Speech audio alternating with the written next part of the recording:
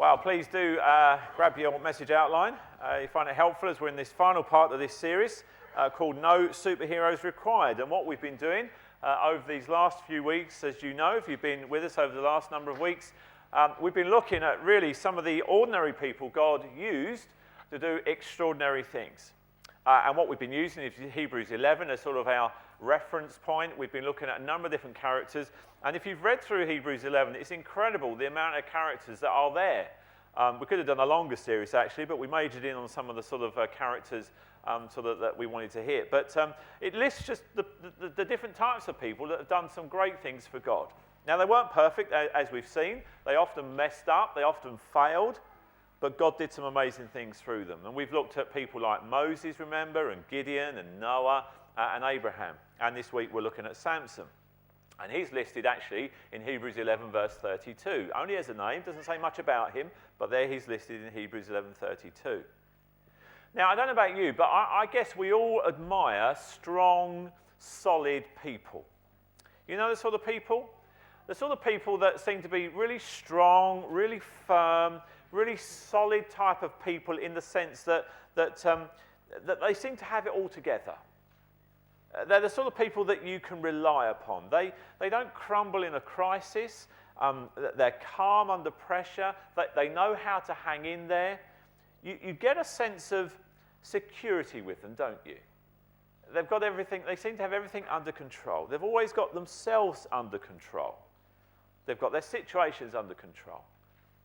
You often feel very relaxed around someone who is a strong, stable, solid type of person. Everybody wants to be that, I guess. But it is possible to be a strong person physically and to be a weakling spiritually. We see this actually in the life of Samson. Samson was the strongest man who ever lived physically, but spiritually and emotionally, he was a complete weakling. Physically, you call Samson, I guess, the Rambo of the Old Testament. But spiritually, he was like Mr. Bean.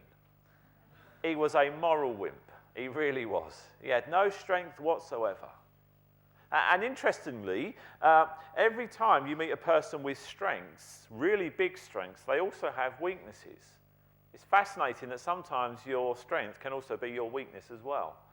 Interestingly, as you think about that sort of stuff. Well, Samson, I think, illustrates that point for us because we all know about celebrities and athletes and maybe various leaders, whoever they might be, who have got tremendous strengths, tremendous skills and talents and abilities, and yet they also have some deep flaws in their characters. There is a weakness that becomes ultimately their downfall, doesn't it? You could probably list many people, many people who have been in the public eye who you think, wow, what a great person. And then their whole life comes crashing down because there is a weakness in their life that they've not dealt with. Now, in spite of the fact that they were very strong, they let one little weakness destroy their life. Now, the question is then, well, can that be avoided? Can we learn from somebody like Samson? Somebody said it's wise to learn from experience, but I think it's wiser to learn from the experiences of others. Then you don't have to make the same mistakes.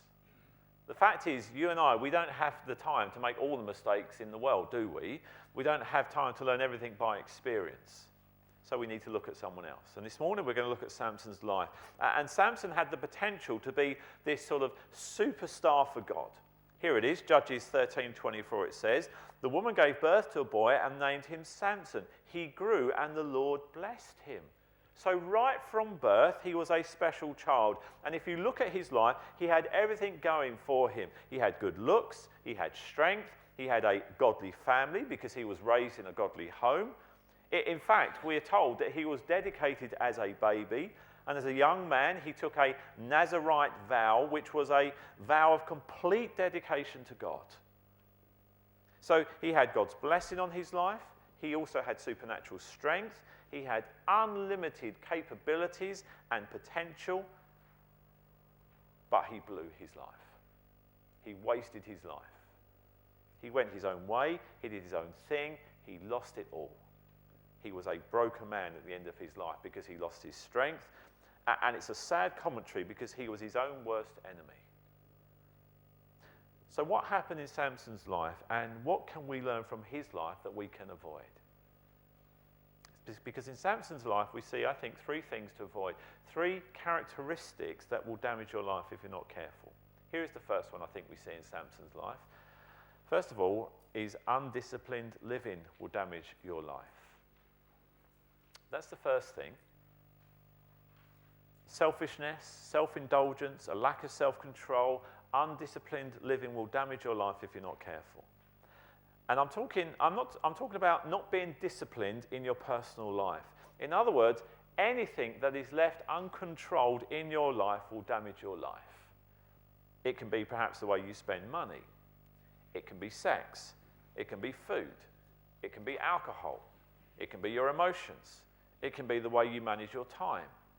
Anything that is left out of control will weaken your life. And everybody has their pet indulgence. Every single one of us has something that we will always give into. It's no secret that Samson had a weakness for women. So he was like the playboy of the Bible, really. He was sensuous, he was impulsive. In fact, in 3 chapters here, in the book of Judges, he has 3 different women. His life is this pathetic cycle, and he never learns his lesson. He'd fall into one trap after another. So in Judges 14:1-3, we find the very first encounter. Here we go. Samson went down to Timnah and saw a young Philistine woman. Now that means, very importantly, that means that she was non-Jewish. She was of another race. When he returned, he said to his father and mother, I have seen a Philistine woman in Timnah. Now get her for me as my wife. Well, that's nice, isn't it? That's his philosophy. Get her. His father and mother replied, isn't there an acceptable woman among your relatives or among all our people? Must you go to the uncircumcised Philistines to get a wife? But Samson said to his father, get her for me. She's the right one for me. Now, in Hebrew, it literally is translated, get her for me because she pleases me. The King James Version says, Samson looked at her and said, she pleases me. The New American Standard Bible says, get her for me, she looks good. And that's the way Samson looked at her. That's what he thought. That's the way Samson lived his life. It was self-indulgence. All he considered was his own pleasures. He was undisciplined. He was selfish. She pleases me, so get her for me. It didn't matter that God had said, don't marry an unbeliever. That's why he made that Nazirite vow. It didn't matter that he'd taken this vow, very important vow, that he wouldn't marry an unbeliever. It didn't matter that his parents warned him and said, look, you're looking for trouble if you do this. No, he just said, she pleases me. Thanks very much, I'll have her. He was self-indulgent. I've got to have her. And our typical excuse for our self-indulgence, no matter what it is this attitude. I want that. Just this one time. Couldn't hurt, could it? Just this one time. Nobody needs to know. Won't hurt anybody. And that's the way a lot of people are about the little things in life. And Satan's favourite rationalisation is, it's just a small thing. Doesn't really matter. It's no big deal. Go for it. Now, how do we handle the little things in our lives? Well, Samson ignored it. And this is really the beginning of Samson's downfall. But you see, you can't ignore it because it just is a question of time. Galatians 6, 7 and 8 says, don't be misled. Remember that you can't ignore God and get away with it. You will always reap what you sow. Those who live only to satisfy their own sinful desires will harvest the consequences of decay and death. So it doesn't matter, it doesn't make any difference what area of your life is out of control, time, money, food, sex, attitudes, whatever it is, it doesn't really matter. It will inevitably sink your life if you let it. It will damage your life. It will cause you problems. It will affect you. Now, what is the lesson out of Samson's life here? Well, the first lesson we learn is this. Solid people discipline their desires. So they don't just say, well, it's only a little thing. Doesn't matter. I can have just this one little area of indulgence, you know, this guilty pleasure. I mean, everybody else does these sorts of things. Everything else in my life is good. Everything else is in order. You know, I'm a really great Christian in every area. This little area, it's no worries. It's only a little thing. I just have this one little thing, this one little pet sin. No. Solid, strong people discipline their desires. Paul says in 1 Corinthians 6, verse 12, I will not be mastered by anything. Proverbs 25:28 says, a person without self-control is as defenseless as a city with broken down walls. So the Bible tells us that a person who has no control, no self-control in his life, and is undisciplined in his life is defenseless. It is like a city with walls broken down. In other words, the enemy can come in and attack. There is no defense whatsoever. Undisciplined living will damage your life. Now, there's a second thing we see in Samson's life, and it's actually the next chapter, because, as I said, each chapter illustrates a different problem, a different thing that Samson begins to fall into. And the second thing we see here is that anger will damage your life. That's the second thing we see here with Samson. Because when you look at the life of Samson, you quickly see that Samson lived in a constant state of resentment and anger. He was always upset about something, wasn't he? He was always reacting violently to people. He really had quite a temper. He was quite a hothead. His primary motivation in life was simply to get even, was to get revenge. In fact, the last few chapters of chapter 14, the last few verses of chapter 14, it says he burned with anger and he went out and he killed 30 men just for their clothes. Now that's what I call a hot temper, don't you? Knocked out 30 men just to get their clothes. He burned with anger. Now, we see this, in fact, in chapter 15. We see this several times. Look at this in verse 3. Samson said to them, this time I have a right to get even with the Philistines. I will really harm them. Verse 7, Samson said to them, since you've acted like this, I won't stop until I get my revenge on you. Then he made the typical excuse of a weak person in verse 11. Then 3,000 men from Judah went down to the cave in the rock of Etam and said to Samson, don't you realize that the Philistines are rulers over us? What have you done to us? He answered, I merely did to them what they did to me. Now that was Samson's modus operandi, wasn't it? He said, I'm going to live for my own desires, I'm going to do my own thing, and he was always reacting to people. Because when you spend your life reacting to people instead of making your own choices, it will damage your life. He was a very bitter person, wasn't he? I merely did to them what they did to me. They hurt me first, I get them back. Have you ever used that excuse? Have you ever said something like that? Well, they did that to me, so I'm going to do that to them. Dog eat dog, I'm going to get my revenge, I'll do the best I can. See, when you say something like that, when you excuse your actions by saying something like that, you end up damaging your life. I'm only doing to them what they did to me. An eye for an eye. And when you think about it, resentment, getting even, is a waste. It is a waste of time, it is a waste of energy, it's a waste of creativity. The whole time you're angry, stewing and spewing, the person you're angry towards is totally oblivious very often. It's not bothering them one little bit when you're seething with that anger inside. You know that sort of thing? That's typically British, isn't it? You know, we don't have a go at someone, we just seethe inside. I get really, but you know, we never go for it unless it really hits our trigger points. Resentment always hurts you more than the person that you're angry at, the person that you're bitter towards. It's a complete waste of energy, and you spend all of that energy getting upset and being emotionally disturbed as you get depressed, you run out of energy, you're tired all of the time. You just spend all of your time thinking about this person, this situation. But the worst thing about getting even is it's a waste of creativity. Most of us, when we get angry at somebody, we become extremely creative, don't we? We all are really good at thinking of ways of getting back at people. Now, whether we actually do that, but we're pretty good at coming up with some fantastic things, aren't we? We start plotting and planning. We become geniuses on, well, how am I going to get my own back? Now, when you look at Samson's life, you have to admit he was really pretty creative at getting even. Let me show you. Verses 3 to 5. Samson said to them, this time I have a right to get even with the Philistines. I will really harm them. So what does he do? So he went out and caught 300 foxes and tied them tail to tail in pairs. Well, I guess the foxes love that. He then fastened a torch to every pair of tails, lit the torches, and let the foxes loose in the standing corn of the Philistines. He burned up the shocks and standing corn together with the vineyards and the olive groves. Now that's pretty creative, isn't it? I'm not sure I could come up with that. Would you have thought of that as a way to get revenge? Chapter 15:15, the Philistines' army was coming against him to fight. Finding a fresh jawbone of a donkey, he grabbed it and struck down 1,000 men. Now that's a pretty creative weapon as well. Would you thought of a jawbone as a weapon of mass destruction, as it looks like here? He says he killed 1,000 men with a jawbone of a donkey. The fact is, when you get angry, when you get resentful, you are wasting your creativity. If you use that same amount of creativity on getting revenge in other ways, you'd probably be a millionaire by now. What's the lesson out of Samson's life here? Solid, strong people restrain their reactions.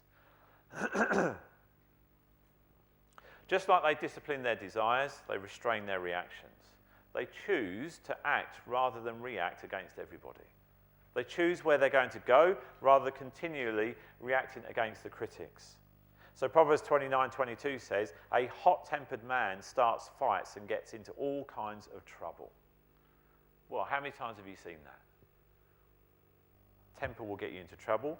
Proverbs 16:32, it is better to be slow-tempered than famous. It is better to have self-control than to control an army. You could summarize Samson's life like this: uncontrolled. He had an uncontrolled sex drive. He was uncontrolled in his anger. He could not get control of anything. But you might be saying, well, hang on a minute. Doesn't Ephesians 4:26 say, in your anger do not sin? So anger's okay then, isn't it? No. So then, well, when is anger sinful then? When it becomes destructive. That's when anger becomes wrong. Now, there are things that we should be angry about.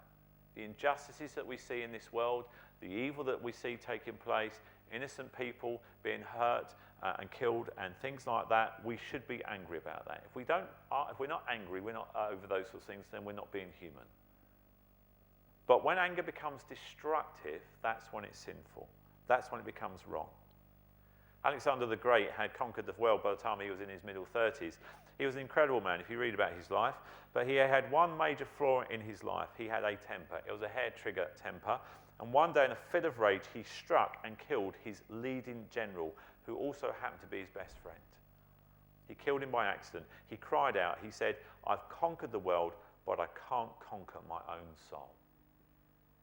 Proverbs 29:11 says, a fool gives full vent to his anger, but a wise man keeps himself under control. Anger will damage your life. It will damage relationships. Some of you may have even experienced that. Some of you may even be living with that. Anger is very destructive if you let it. But the third thing that we see with Samson is, thirdly, compromise will damage your life. Now, when you look at Samson, he was a very thoughtless person, as we've already seen. His strength, remember, was a gift from God, but he continually misused it and continually abused it. He was thoughtless. Now, remember, the power came as a result of a commitment he'd made as a young boy. He was a miracle baby in the first place. Let me show you. Back to Judges 13, verses 2 to 5. A certain man of Zorah named Manoah from the clan of the Danites had a wife who was sterile and remained childless. The angel of the Lord appeared to her and said, you are sterile and childless, but you are going to conceive and have a son. Now, these are the characteristics of the Nazirite vow. Listen. Now see to it that you drink no wine or other fermented drink, and that you do not eat anything unclean, because you will conceive and give birth to a son. No razor may be used on his head, because the boy is to be a Nazirite, set apart to God from birth, and he will begin the deliverance of Israel from the hands of the Philistines. So Samson took a vow called the Nazirite vow, which included, among other things, no alcohol at all, a vow of a very special kind of diet, a vow to never cut his hair, and never cutting his hair was to remind him, Samson, you are different. You are totally dedicated to God. It was to say, my life is to be lived completely for God, and as a result, I'm going to be different. No alcohol or a certain kind of diet, totally dedicated to God. That was the whole idea. Now, we need to understand, because there's a lot of myths about this. The strength of Samson was not in his hair, which is quite good for some of us blokes who are beginning to lose our hair, maybe. It was not in his hair. The strength of Samson was in his commitment to God, and the hair represented that commitment. The hair represented the vow he had made as a young man, saying, God, I'm going to live for you. The problem is that in Samson's life, he totally forgot his vows. In other words, he sold out, he compromised. The biggest mistake in Samson's life is that he refused to take God seriously. Now, that's a major problem, and that will damage your life. Samson thought everything in life was a huge, big game. He was a playboy, it was all fun, he had a good time, he was irresponsible, he toyed with temptation.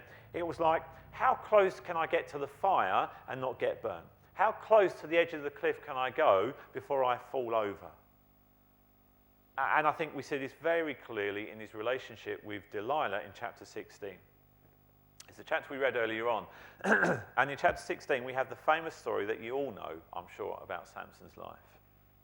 Now remember, as we know, Samson had a weakness for women. 3 different women in 3 different chapters, and Delilah tried to find out about the secret of his strength. The Philistines came to Delilah and they said, look, if you'll find out the strength of your husband, we'll pay you 1,000 shekels of silver. Now that was a lot of money. Now Delilah, being a treacherous person, says, well, thanks very much, I'll have that. So she tries to find out Samson's secret. But let me show you how Samson teases her. He plays with her. She tried 4 different times. Let me show you. Chapter 16, verses 4 to 6.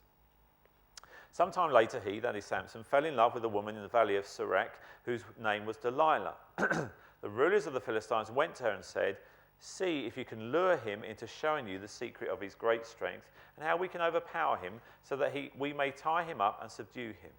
Each one of us will give you 1,100 shekels of silver. So Delilah said to Samson, tell me the secret of your great strength and how you can be tied up and subdued. So Samson's now going to play a little game with her, okay? Verse 7, Samson answered her, if anyone ties me with 7 fresh thongs that have not been dried, I'll become as weak as any other man. So she puts him to bed, has men come in, they bind him up with these thongs, she wakes him up, and there's all these enemies to take him, he just snaps them, and the party's over, isn't it? Well, Delilah comes back a second time, doesn't she? Verses 10 to 11. Then Delilah said to Samson, you have made a fool of me. You lied to me. Come now, tell me how you can be tied. He said, if anyone ties me securely with new ropes that have never been used, I'll become as weak as any other man. So, as we read, she puts him to bed, she binds him with new ropes, bringing all these men, wakes him up, the enemy is there, he kills them and he's free again. Now, I've got a little question at this point. Do you not think Samson might be beginning to catch on at this point? I mean, seriously, he's not too bright, isn't he? I mean, wouldn't you figure, if your wife kept asking you your secret of your strength every night, and then there's strange men in your bedroom, wouldn't you begin to be guessing something? I think Samson's elevator didn't go all the way to the top, frankly. He had a lot of brawn, but very little brain, I think, at this point. I mean, to him, though, it was just a complete game, wasn't it? But notice, he keeps compromising every time. Let me show you. The next time, verses 13 to 14, Delilah then said to Samson, until now you've been making a fool of me and lying to me. Tell me how you can be tied. He replied, if you weave the 7 braids of my head into the fabric on the loom and tighten it with the pin, I'll become as weak as any other man. So while he was sleeping, Delilah took the 7 braids of his head, wove them into the fabric and tightened it with the pin. Now notice he's getting closer to the actual truth, isn't he? It did have something to do with his hair, didn't it? What he's doing, he's skirting around the edge. He's playing with fire is what he's doing. He's having fun, didn't take it seriously, but he's being careless. He's being reckless here. Finally, he says, this is the 3rd time. Finally, she says, this is the 3rd time you've made a fool of me.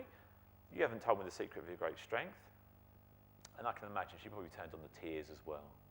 Well, we know she does a little bit of nagging, doesn't she? Somebody said, a man is never weaker than when a woman is telling him how strong he is. Well, that's very true in his life, isn't it? Here it is, verses 15 to 17. Then she said to him, how can you say I love you when you won't confide in me? You can hear the tears, can't you? This is the 3rd time you've made a fool of me and haven't told me the secret of your great strength. With such nagging, I do like the Bible, with such nagging, she prodded him day after day until he was tired to death. Well, men, no, not men, ladies and men. I mean, you know, I'll say nothing now. I'm in problems. It's because I was up all night. So he told her everything. No razor has ever been used on my head, he said, because I've been a Nazarite set apart to God since birth. If my head was shaved, my strength would leave me and I would become as weak as any other man. And that was it, wasn't it? The problem, you see, in Samson's life was he compromised once too often, because his lifestyle had been weakening his life for years. The haircut episode was simply the final straw. It was not overnight. His entire lifestyle was robbing him of the very strength that God had given him, but he didn't know that it was happening. And it's tragic what happened, isn't it? Verses 19-20. Having put him to sleep on her lap, she called a man to shave off the 7 braids of his hair, and so began to subdue him. And his strength left him. Then she called, Samson, the Philistines are upon you. And Samson thinks, well, what else is new? He just assumed that his strength was there as before. He awoke from his sleep and thought, I'll go out as before and shake myself free. But he did not know that the Lord had left him. That is one of the most saddest statements in the Bible, isn't it? He did not know that the Lord had left him. He was unaware of what was happening, how his lifestyle was perpetually damaging him little by little. And it was a gradual process. He just assumed that he'd always be strong. Now, I think the big lesson here is obvious, is that nobody ever plans to be a failure, do they? It just comes on gradually. Nobody ever says, do you know what, I'm going to plan to become an alcoholic. That's my plan of life, I'm going to be an alcoholic. No one does that. It just comes on little by little by little. Nobody says, I'm going to become a drug addict. It just comes on little by little by little. Somebody says, well, I never intended to destroy my marriage. But it starts out maybe with that little glance with someone else who's not your wife or your husband, and then maybe a little word of encouragement, and on and on and on, the slippery slope until it goes into a full-blown affair. Nobody says they're going to destroy their marriage. Somebody never says, oh, I never meant to destroy my health, but it starts, if they don't start taking care of their body on a daily basis, it just happens a little bit time by time. And it builds to the point where they wake up, and very often we have a rude awakening. And all of a sudden they say, what happened?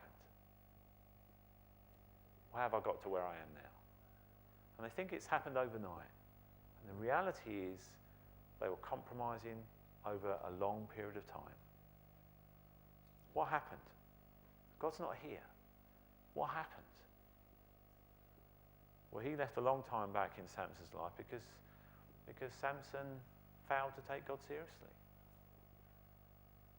What's the third lesson we learn from Samson's life? Solid people keep their commitments. They protect them, they guard them.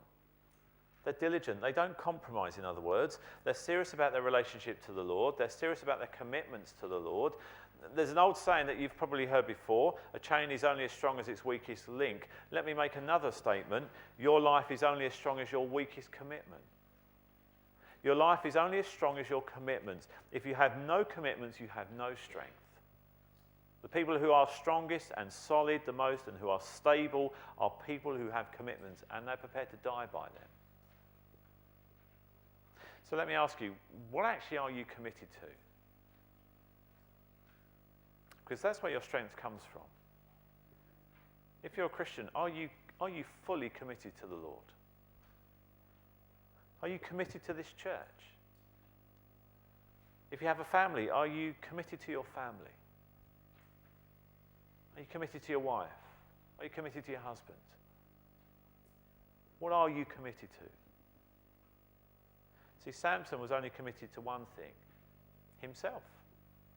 His attitude was, well, I'll do what I want to do, when I want to do it, whenever I feel like it. If I see it, I'll take it. If I want a woman, I'll take her. If it feels good, I'll do it. That was his whole attitude of life, wasn't it? How selfish. His lifestyle was a lifestyle of selfishness and immaturity. He had no commitments. It was this playboy idea of living for whatever he wanted to live for. Totally undisciplined. And you know, people who live lives that are undisciplined are actually slaves. The world will tell you that they've got complete freedom. It is a complete lie. They are slaves. Discipline brings freedom. Because when you're undisciplined, you're a slave to your own desires. Solid people keep their commitments. Samson never prayed about anything, you notice. God was just this afterthought. What's the weakest link in your life? What is that one area that is weak? We'll look at the tragic results here in verse 21. Then the Philistines seized him, gouged out his eyes, and took him down to Gaza. Binding him with bronze shackles, they set him to grinding in the prison. Here it is, the champion of Israel becomes a clown. Someone to make fun of. They gouge his eyes out and he loses everything. He lost his power, he lost his potential, he lost his freedom, he lost his influence, he lost everything. Because he wasn't serious about the small things in life. He made these typical excuses. It'll only happen once. It's only a little thing. It won't damage me whatsoever. It doesn't really matter. It couldn't be that bad. Everybody else does these sorts of things anyway. The guy who had so much potential, the makings of a superstar, an absolute winner, ends up such a tragic loser, doesn't he? He damaged his life by undisciplined living, by anger and resentment, and by compromise. There's a warning here, no doubt. But here's the great thing. God never gave up on Samson. All the time he was just doing his own thing, forgetting God, living his own lifestyle. God never gave up on Samson because God gave him a second chance. I didn't read the rest of chapter 16. Let me do that because there is hope. Verse 22, here is the inkling of hope. But the hair on his head began to grow again after it had been shaved. Now remember, the hair did not represent strength, his own strength. The hair represented his commitment. And Samson, in that prison, being blinded, bound, being used for what horses normally do, which was grinding, he had a lot of time to think. He had a lot of time to reflect on his life and to say, Lord, I have blown it. I've made a right royal mess of my life. But the hair began to grow and he began to think, maybe, just maybe God will give me a second chance. And the good news of the gospel is that God gives people second chances. Samson came and prayed and repented and he got right with God. He recommitted his life to God. In other words, he started over and God began to build that strength back into his life, that supernatural strength. And Samson's greatest victory was in fact on the last day of his life. It says they took Samson into this pagan temple just to make fun of him. Here was the hero, here was the champion of Israel. And so they decided to make fun of him and they put him between two pillars, two columns. And they did not know that he'd been praying, that he'd been committing his life, recommitting his life to God, getting his life back on track with God. Verse 28, then Samson prayed to the Lord, O sovereign Lord, remember me. O God, please strengthen me just once more and let me with one blow get revenge on the Philistines for my two eyes. And Samson reached towards the two central pillars on which the temple stood, bracing himself against them, his right hand on the one and his left hand on the other. Samson said, let me die with the Philistines.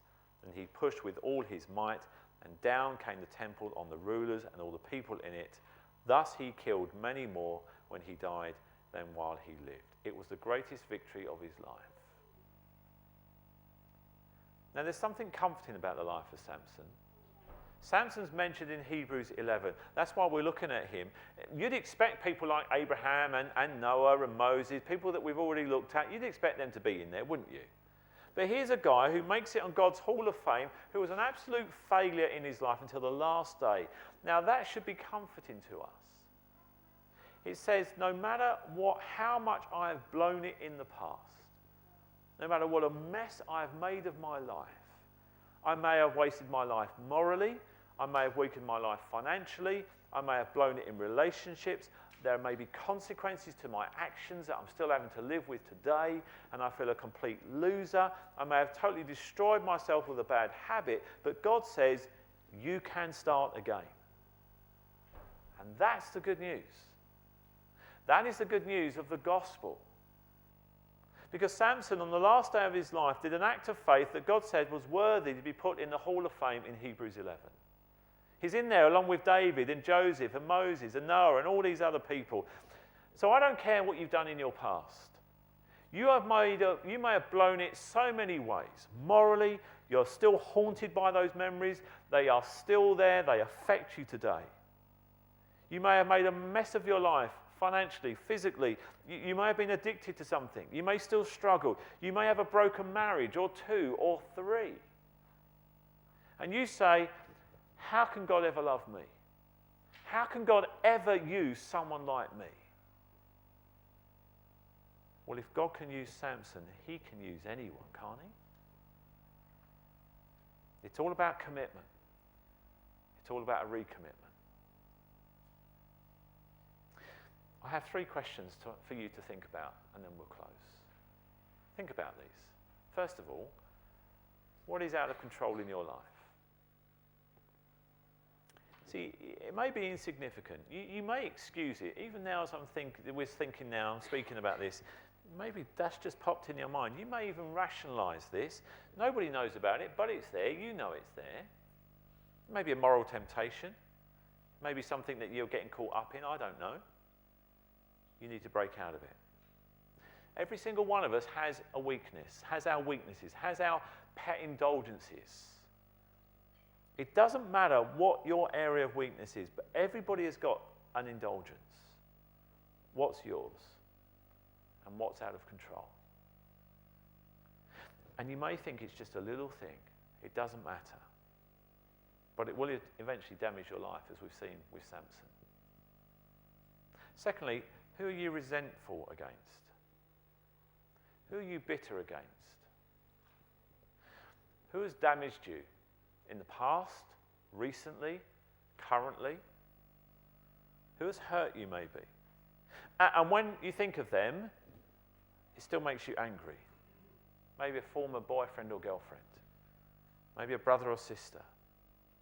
Maybe you're bitter against a parent. Maybe you're bitter against a former spouse. Maybe you're bitter against a child and you say, after all I've done for them, look what they're doing. For your own sake, give it up. Don't be resentful. Anger will destroy your life. This is one of the big issues for Samson. He was such a hothead. Resentment will hurt you much more than it's hurting that person that you're resentful towards. It will damage your life. And thirdly, what are you actually committed to? If you're a Christian, are you taking God seriously? Or are you a sort of casual Christian? Come to church Sunday, look all right, rest of the week you wouldn't know as a Christian. No real commitment to the work and witness of this church, to what God wants you to do. What are you actually committed to? Are you committed to those people that you love? Your husband, your wife, your parents, family members. See, if you're not committed, there's a weakness that eventually will bear bitter fruit in your life. If you're a Christian, you need to take God seriously. Are you committed to him? And you may be here this morning and say, do you know what, Phil, I've messed my life up so much. You don't know some of the stuff that I've done, maybe. I don't think God could use someone like me. That's actually one of the reasons I often hold back, because I think, I know my life. There's so much better people here that could do a much better job than me. And actually, I don't think God could use me. In fact, I don't think God could love me, because I'm always messing up. I always do things wrong. I think that's one of the reasons why he put Samson in the Hall of Fame, because Samson was a mess, wasn't he? But at the end of his life, he made it. And if you would make a commitment and say, God, I don't know whether you're going to give me 5 days to live, or 500 days to live, or 50 years to live, but I do want the rest of my life to be the best of my life, and I'm going to commit to Jesus Christ. I'm actually going to be a committed Christian. I'm going to quit playing games. I'm going to put Christ first and foremost in my life. I'm going to be a real believer. And God says, great. You get a second chance. Some of you are saying, do you know, I don't know if I could ever get control of that area. There's something in my life, there's something that's not right, and it just grips me, and I sometimes think I'll get control of it, and then I fall back into the same old rut and temptation and routine. I've tried, I can't get hold of it. I can't get control of it. Well, the only way you will ever really get control of that area in your life is by letting Jesus Christ have control of all of your life. Because when you give Jesus Christ control of your life, he can work on giving you self-control. The Bible says the fruit of the Spirit is self-control. It's one of the fruits of the Spirit. And mastered by Christ, I can master my circumstances. Not mastered by Christ, I am controlled by my circumstances. And I don't mean this sense of self-help, trying to sort it out yourself. And we've probably all tried that at some point in our lives. I mean saying, please, I need the strength of Christ to help me control this area. And you may want to make yourself accountable to another Christian, someone else who can say, how are you doing with that? What's going on? Have you blown it this week? Have you done something good this week? What's going on? God places people in our lives to help us, to make us accountable. But ultimately, it is the strength of Christ that can help us take control of things that are causing us weaknesses and damages our life. Now, I don't know how this story in the Bible relates to your life, but I can guarantee you that there is some area in which it relates. Maybe it's not even an area I've mentioned this morning. But you know, it's wise to learn from the experiences of others, isn't it? So look at Samson. Learn from his example. Let's bow our heads as we pray.